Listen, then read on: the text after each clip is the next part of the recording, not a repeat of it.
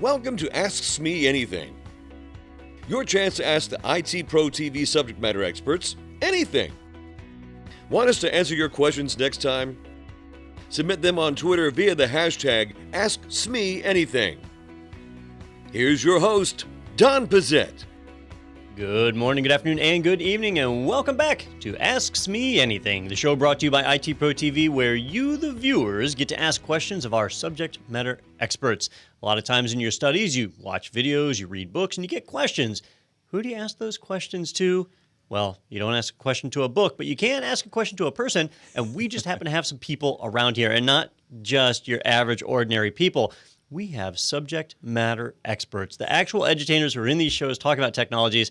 Today, we have our resident Cisco and networking expert, Mr. Ronnie Wong, in studio with us. Ronnie, thanks for joining us. Don, thank you for having me on the show. It's been a while since I've actually done an Ask Me Anything, so I got to come out of my cave, and I am now in sunlight and ready to get burned by all the bright light that you've had since the last time I've been in here. Yeah, and hopefully you can get burned by a really tough question coming in that you can't answer. We'll see how that works out. All right. I do want to remind everybody out there in TV land, though, if you have a question, now's a great time to ask it. You can always throw your questions out on social media. I typically use Twitter, but you could use Facebook or whatever. Post it with hashtag AskSMeAnything. That's ASKSME Anything.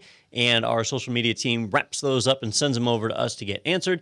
If it's a Cisco or networking question, you can ask them even right now live during the show, and we'll collect those, get Ronnie to answer them on the spot. Those are the best kind of questions.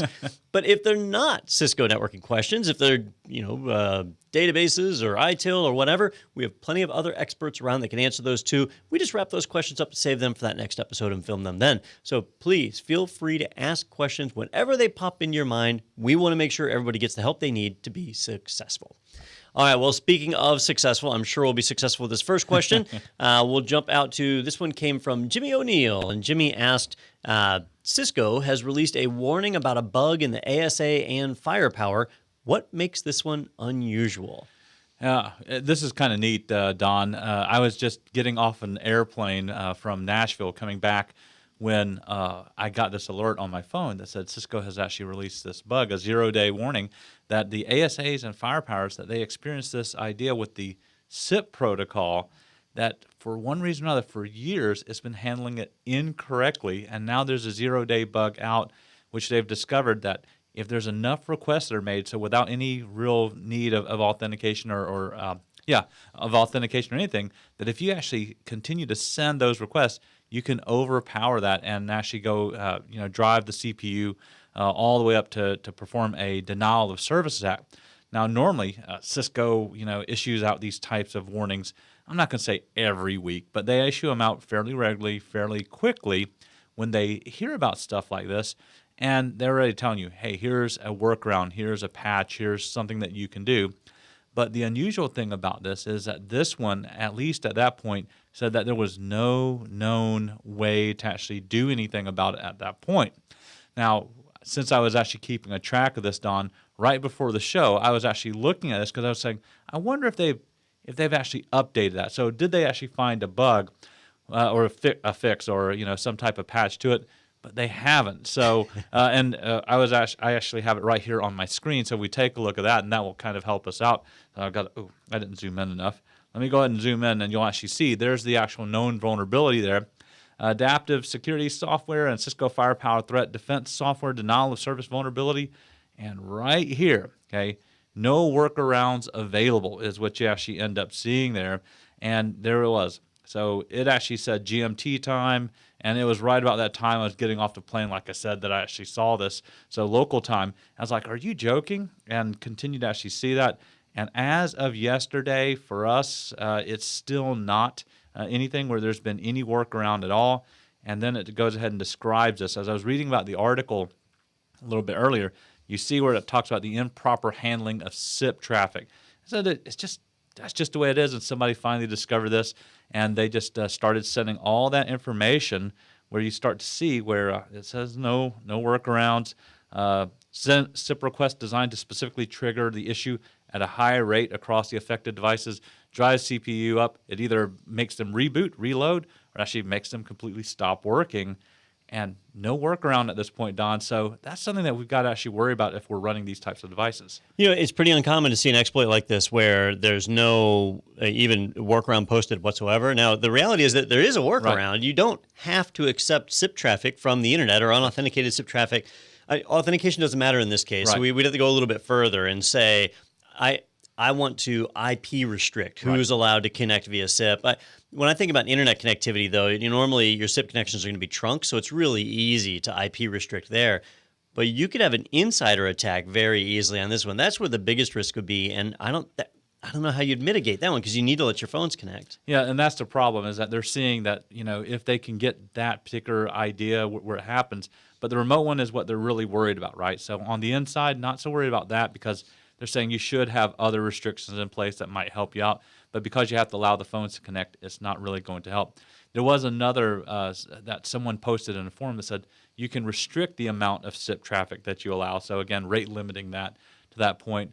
But nobody's actually said that's a great idea yet. So I can understand why. If your business depends on it, you don't want to go, okay, yeah, let's just go ahead and slow that all down.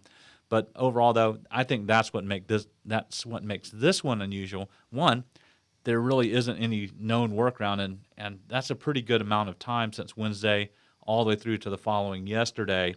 It doesn't seem like that there's been any real significant forward advance in terms of finding some type of patch to make this work. Do you know any history on this bug? Was this one that like a researcher reported, or was it discovered being used in the wild? Where did it come from? Yeah, it was a researcher, and I can't remember the name of the researcher at this point that actually discovered it, but he was doing some testing, and there it was. He found it, and he said, well, okay, it works on the ASAs. He said, those are relatively older devices, but then he tried it on the FTDs, and there it was. They found them both, and so it's in the way that they both natively handle the SIP traffic. So I wonder, do you think they did responsible disclosure? Because normally they give them like weeks, months to be able to patch it. So if they did that, when you brought that CV, it's been a week. So we looked at it as like, oh, it's a week, they haven't patched it, but they may have actually had 90 days, right? It could be, yeah. So they said that they were waiting to actually hear from them, but nothing has, and so here it is. It's now actually out there, and Cisco says, yeah, it's there, and it's got the high alert on the actual web page, that says, hey, this is something that you've got to be very careful of.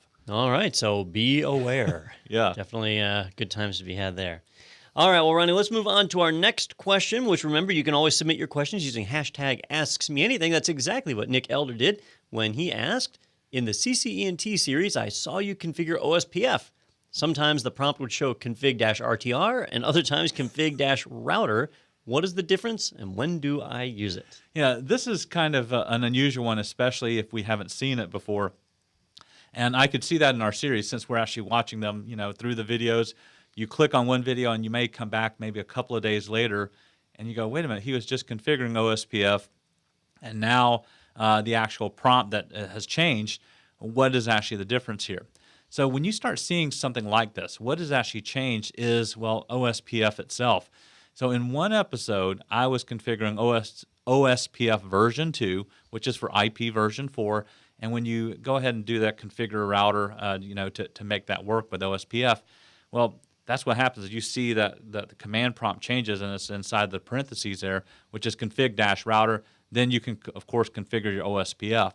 But I do remember later on in the series as we went on and we saw OSPF version 3, which is IP version 6, well, that, when you actually configure, the router for that, what changes is it actually turns into config-rtr instead, and that's something that's different. Now, people go, what the heck's happened? Why is this done? When you actually take a look at something like EIGRP, it didn't matter if it was version, the one for IP version 4 or IP version 6. It did just config-router on both of them. And I have to remind people, EIGRP is relatively sophisticated when it was first created. All they had to do is add in the module for IPv6. They didn't have to change anything else. But with OSPF, and I remember, Don, you and I talked about this, that they literally had to rewrite the entire OSPF protocol for version 3 or IPv6 to make it work. Yeah, and you see that with some of the other protocols as well. But like BGP and EIGRP, they have support for address families. So you're just going into the same protocol and different address families inside of it. In OSPF, you don't have address families. So you're either running the OSPF version for IPv4 or for IPv6, and that's it. And if you have other protocols like AppleTalk or something like that, well, OSPF won't do it, but EIGRP can, and even BGP can to an extent. So, always keep that in mind that different routing protocols support different features. OSPF is very, very popular, very standard, but it is focused specifically on one of the versions of IPv4. There's your different prompt. Yeah, and that's one of the things that maybe I didn't emphasize well enough to say, or to remind people, like, here's what you see. I might have said it one time, maybe a couple of times, but if that's what happened is you kind of skipped around a little bit, you probably did end up seeing me configure OSPF for IP version 4, and then next couple of episodes, or you skipped around and you went to that, and you're like, what happened? Why did it change there? And when would you actually use it? Well, it's when you actually choose the different protocols. So it's a reminder for us that we've got to pay a little bit more attention there, but it's a great question. All right. The example you were talking about there, that came from the CCNP route series that we wrapped up filming a few weeks ago. That's actually part of more than one course. It's a part of the CCNP certification, which is exactly what our next question is about. It's in my segue here. It took a little while to word that one. But John, and I'm not even going to try on the last name on this one, John asked, does it matter what order I take, the route, switch, and TSHOOT exams? TSHOOT seems to be shorter, and I heard it was easier to pass. All right. Now, Don, this is kind of the unusual question. I think both you and I have actually heard this question before. The very fact is, I always get that question. Somebody says, TSHOOT's only 15 to 20 questions. That looks like that I should be able to pass that one relatively easily. I think I'm going to take that one first. And I always have to kind of pause and say, well, I'm not saying you can't. You can take that one first if you want to. But the reason why you end up taking that one is because you already have the confidence and you already have gone through essentially the knowledge base that you have from route and switch, and of course the CCNA stuff that you've gone through, and you're now troubleshooting. In other words, you're taking that combined knowledge and doing that. So I hear people all the time with confidence like, oh no, I can work anything, any configuration that there is.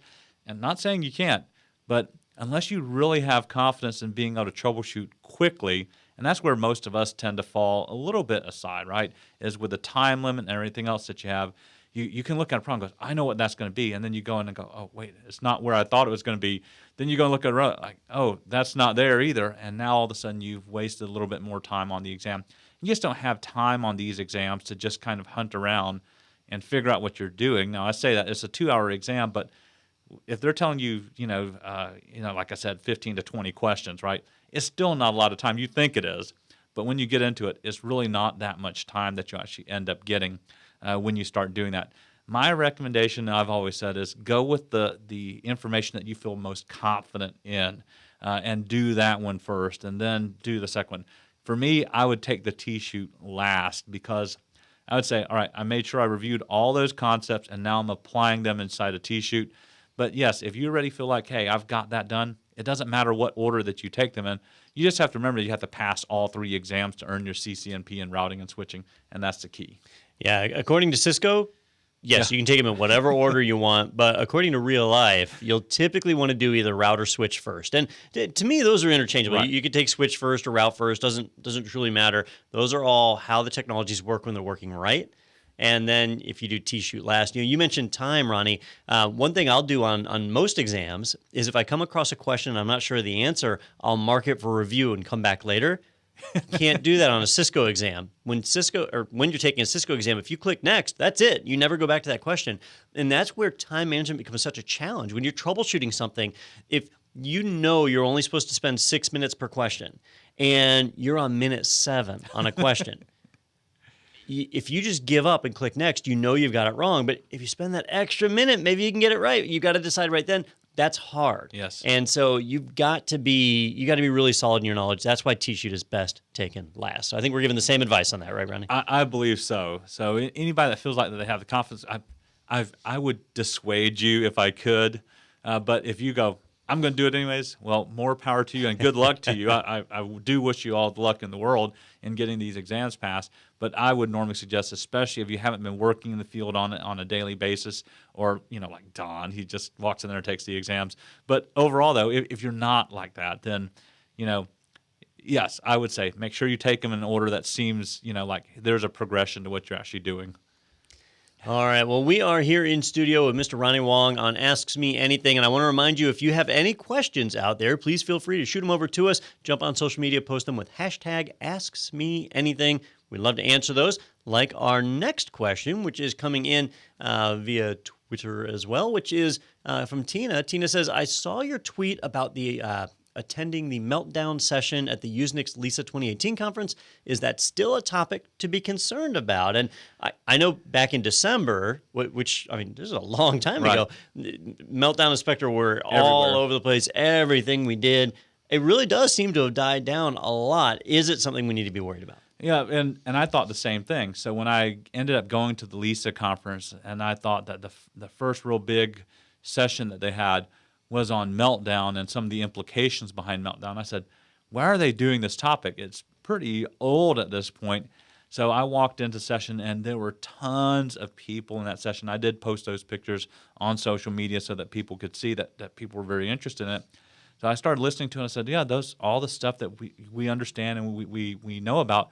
But then he got to this point towards the end of his presentation, last 15 or 20 minutes, where all of a sudden he popped up the slide that said variants. And some of these variants, Don, I had never heard of.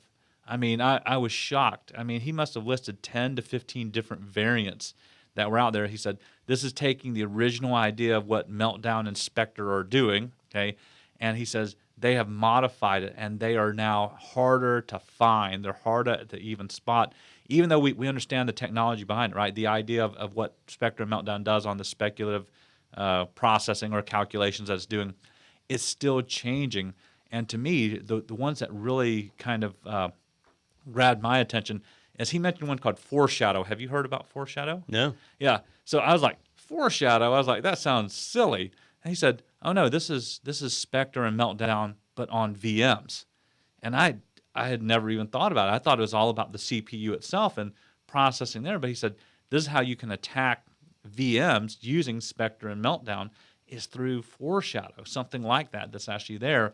That was kind of neat. Now, of course, because he was at the last 15 minutes of his presentation, he was just running through a list of them because he had talked so much about the previous technology. But that one just caught my attention because I didn't even think about that you could actually go, all right, here's a VM, and you're now using the same thing that you attack through the regular processor to get inside the VM. So that one to me was kind of a neat one that I had never heard about. So something that you can look up and probably find some interesting things. Always something new there. And I know Microsoft announced they're pushing out new Meltdown and Spectre fixes that are supposed to replace the old fixes and improve performance, because we took a bit of a performance hit when the old fixes went out. So lots of change going on there. Yeah. And the second one was one, if I had heard about it, I'd forgotten about it, which is NetSpectre. Sound familiar? Yep. We talked about that one. Okay. So since you talked about it, I apparently was out of the loop on that one when you talked about it. But yeah, NetSpectre to me was kind of neat, a remote attack using it instead of having physical access to the machine. I think that one's actually kind of neat. And I was like, wow, those are two that really did pique my interest again. And when everybody was actually kind of, you could hear them kind of mull up like, what? It was like, just kind of hearing that one phrase, and everybody all of a sudden just started paying attention and got real quiet. And that's when I was like, oh, this is something that most people weren't really aware of. We talked about NetSpectre on the podcast because it was important for me to bring that one up because it was real. Right. It works over the network, which is dangerous, but it can only exfiltrate like 1 kilobyte of data per hour. Yeah. The data rate is insanely low, so it's pretty low risk, but that is still a risk. It is something we need to be aware of. And then, of course, on top of that, there were variants on each one of those two that I mentioned. So he brought up those kind of general subjects. So they're apparently still very active in taking that idea, because I guess it's on every computer that's ever, on every CPU, right? They've done this speculative type of processing that we've been talking about, that now they're having to change those things. And so this guy, I wish I could remember his name off the top of my head, but he was from Red Hat, and he's the one that did the presentation. Really interesting presentation. It was neat to see it, but the end there where he talked about all these different variants, that was kind of the key. That was like, this is why people are here. It's not because that they didn't know about it, but all these variants that they weren't expecting or suspecting that were out there, they started to hear a little bit more about it. And he probably just got pegged at the end of his session with lines of questions as people were coming in and doing that. So again, it was fascinating to me to hear about that one too. So so it is still something to actually be concerned about, I would say. Excellent. Well, those were the questions that we have from out there in the field. But you know what? I have a hashtag Ask Me Anything that I want to do. Ronnie, next week you are about to start a new series at ITProTV on the CCDA, right? The Cisco Certified Design Associate. That is not a certification that I hold, and I know it's not in our library right now. So can you tell me a little bit about what the CCDA is and what are the type of things covered in that? Yeah, in the CCDA series that we're about to start, we're now taking a look at not the idea of configuring individual devices and getting technology to work together, but we're now taking a look at the overall planning of how you design a network with Cisco devices and what goes into that. Starting off with some of the things that, you know, most of us, we go, oh, that's kind of boring project management stuff. But you've got to be able to understand that there's a whole design process that helps us to meet the business goals that we need. And so we, of course, go through the Cisco best practices in terms of just understanding how all this fits together to bring the best business value that there is. Then we start talking about the individual components and technologies according to the design architecture and, of course, the design life cycles that Cisco wants you to do.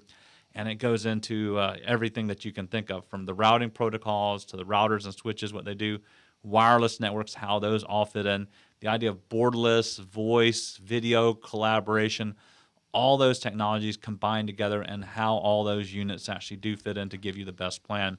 And you might be wondering, like, who watches this stuff? And, or who actually needs something like this?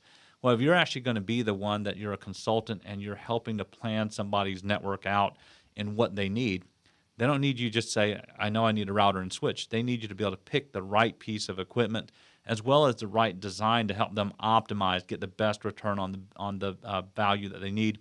And this course is designed to help us to do that, to get a better understanding of what all these different technologies are, and that we're not just throwing them together, but they actually all fit together in the way that we need to give our customers the best value that they can.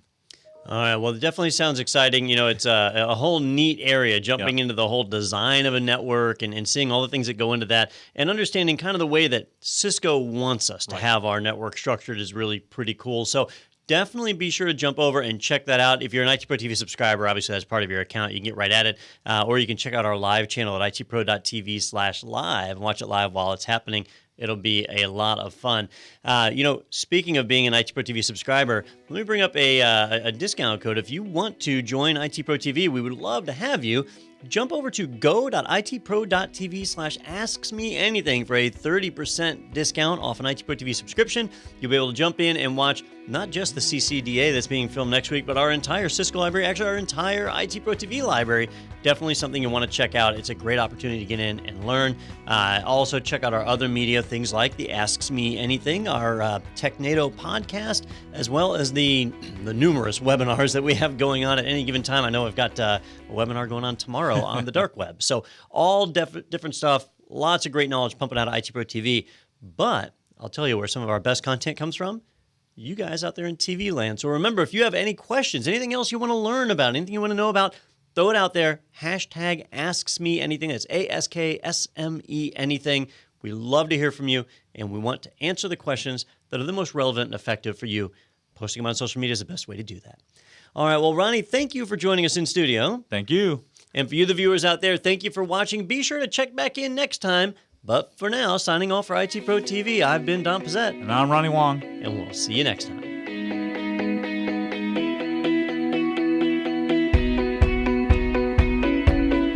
Are you enjoying Ask Me Anything? Then be sure to check out our other podcast, TechNado, where we take a look at the most interesting tech news stories from the week and interviews from people in the industry.